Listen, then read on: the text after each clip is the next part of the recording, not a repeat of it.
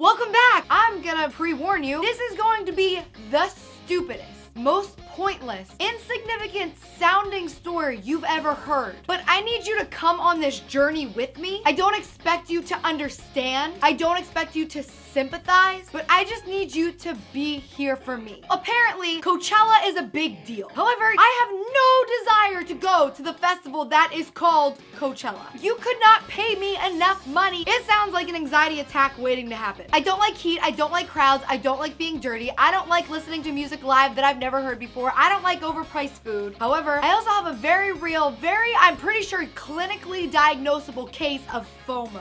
So there's something about everybody being at this festival and being really excited and having an amazing time that is just really making me feel icky inside that I'm not a part of it. Now, I did get invited to these parties outside of Coachella that happen all weekend. First night, I decided not to go, and everyone and their mothers showed up to this party. Leonardo DiCaprio, Rihanna, Joe Jonas, Ruby Rose, just to name a few. This is the party that I didn't go to, and I'm not a fangirl, but yes, the I am. So I was invited to the same party the next night, and I'm like, I'm not missing this party to save my life. I text Alex. We leave at like 9:30 p.m. We're not even gonna get there until midnight, but I don't care. I'm going to this party. Once I get there, the guy that's supposed to be giving me my wristbands doesn't respond right away. So we're like, oh, what do we do? And we decide to go to this other party that we got invited to while we wait. When I tell you, it was the most boring party I've ever been to in my entire life. I can't express to you how lame it was. Like, it was just mind-numbingly dull. I'm completely sober. I've been trying not to drink that much lately. We had just gotten there. It's already midnight. I'm not about to start drinking now at this party. People keep offering me drinks, so I'm like, ugh. However, this girl walks by,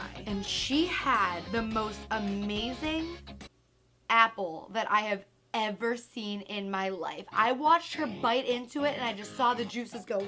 This is no basic apple. This is the apple that Eve took from the tree, damning us all to the burden of original sin for all eternity. Immediately, I'm just like, where'd this get this apple? Where did it come from? Did she bring it from home? Did she go out and buy an apple in the middle of Coachella? Is there an apple tree at this party that I am unaware of? I become absolutely fixated, obsessed even, with finding this apple. I scour this entire party. Not a single apple in sight. I'm beginning to lose faith, but then I see another man walk by, and he also has an apple. So now I'm like, are they friends? Did they come together? Is this the same apple and they're just sharing? And then I see a third guy with an apple, and I'm like, okay, everybody keep calm. There are apples in this facility. At this point, I'm absolutely consumed with this apple. I was put on this earth to find this apple. I would trade an entire year of my life to get my hands on this apple. I drove 3 hours from LA to Indio, California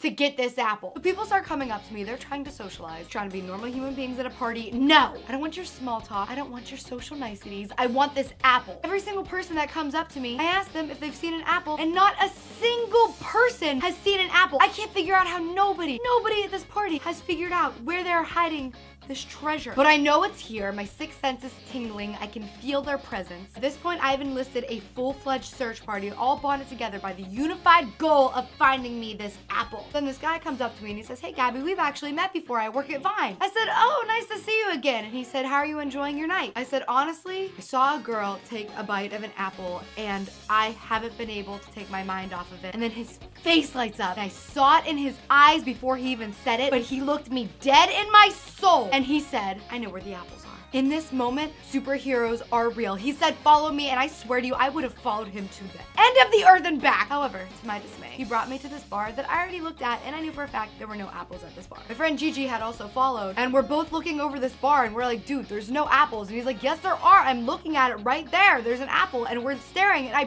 promise you, if you've never believed anything from any of my other story videos ever, believe this, there were no apples. He kept pointing to this bucket that was clearly a tip jar, and I'm just like, okay, this guy's crazy. I am so let down. This is why I have trust issues. This is just another thing to talk about in therapy. I am so hurt. He gets all flustered and walks away, and I'm just like, whatever, I don't care if I never see this guy again. So then I turned to my friend Gigi, and we're just like, that was the weirdest thing that this guy came and just started pointing at this imaginary apple and then just ran away. But then a miracle happened. All of a sudden, he comes back from, honestly, I have no idea where he went or where he came from, presumably heaven. And in his hand, he's holding the most glorious apple I've ever seen. My heart just filled with so much love, joy, success, gratitude. He walks over, he puts the apple right in my face, and he says, I told you there was an apple.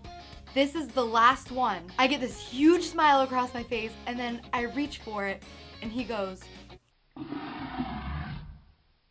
he just started eating the apple. And I said, I wanted that apple. And he said, I decided that I wanted the apple for myself. My feelings have now shifted to confusion, pain, betrayal. I can't tell you how long I stared at him in disbelief. I feel like it was an eternity. I turned to Gigi to see if I was imagining this, if maybe I'd fallen asleep and this was all a terrible nightmare that I would wake up out of any moment. But I could tell by the look on her face that she was absolutely dumbfounded as well. I told this guy that I had been looking for an apple for the past 30 minutes. I trusted him. He knew the extent of my desire, and he led me like a shepherd leads his flock on a fruitless quest. Okay, so he walks away, and my friend turns to me and she goes, hold up. Wasn't the entire point of this whole thing to find you an apple? And now my feelings shift to rage. He had that entire party to eat that apple. He apparently knew exactly where it was the entire party and had no desire to eat it until I wanted it. You know when you're a kid and you go and you play with a toy and then a kid runs up and goes, that's mine, I'm playing with it. And they had no desire to play with it until you wanted to play with it. It was like that, but with my dignity. But by divine intervention, in that moment, he walks up to my group of friends. He has one bite of his apple left and he goes, do you want the last bite?